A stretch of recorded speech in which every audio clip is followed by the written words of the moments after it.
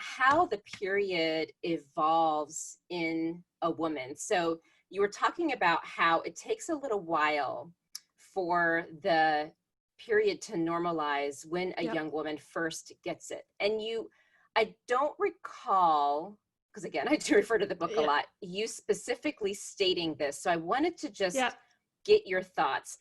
It seems like when the girls are young and they're having that heavy bleed, a lot of people put them on the pill. I know.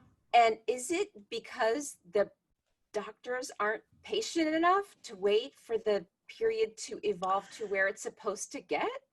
Like, is this happening? This is happening. Girls are being put on the pill very young. Now, to be fair, no one likes to see an 11-year-old girl bleeding through her sheets at night. Right. I've had some young women in my life. I know it's distressing. So that definitely you want to help them. So fortunately, which is in the book, and I have a blog post about it, there are ways to lighten the periods of young girls that don't involve the pill. Like that you can help them. It's not a question of just leaving them to it. But also, yes, so there is this other element of understanding that the menstrual cycle has to mature. And that usually takes a year or two for progesterone to start to kick in. So most girls aren't going to have to go through that heavy period phase for too long. Right. But bigger picture in terms of properly maturing, gaining what's called a robust menstrual cycle, one that is not going to be pushed around too much by stress or under eating, it keeps going, takes 12 years. That's according to, again, Professor Pryor, endocrinologist who helped me with my book. She has a stat, which I cited in the book, so you can find the reference there, that it takes 12 years. So if you get your period at 13, it's not till you're 25 that you're in all your progesterone, robustness, right? You're really doing it by 25. Your peak fertility probably around that time, in terms of progesterone production.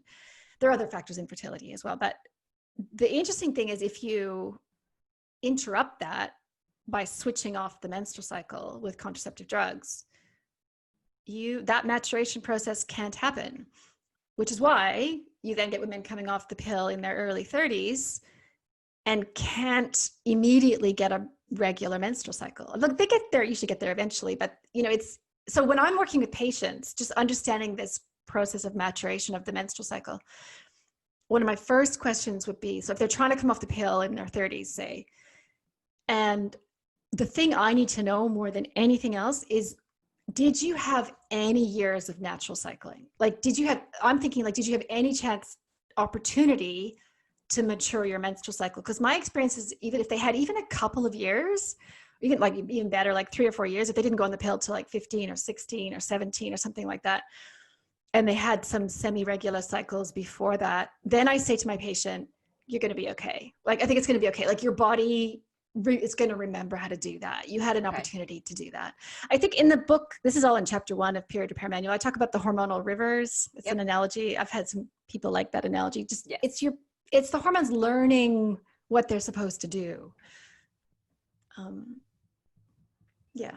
so if you don't have that, it's a little bit hard. It's harder for the hormones. It's just harder. It just takes time. And it can mean you're more, for example, the best example is under eating. So young women, under eating can cause women to lose their period, especially if they're young, or especially if they don't have a menstrual cycle that's really sort of matured. It's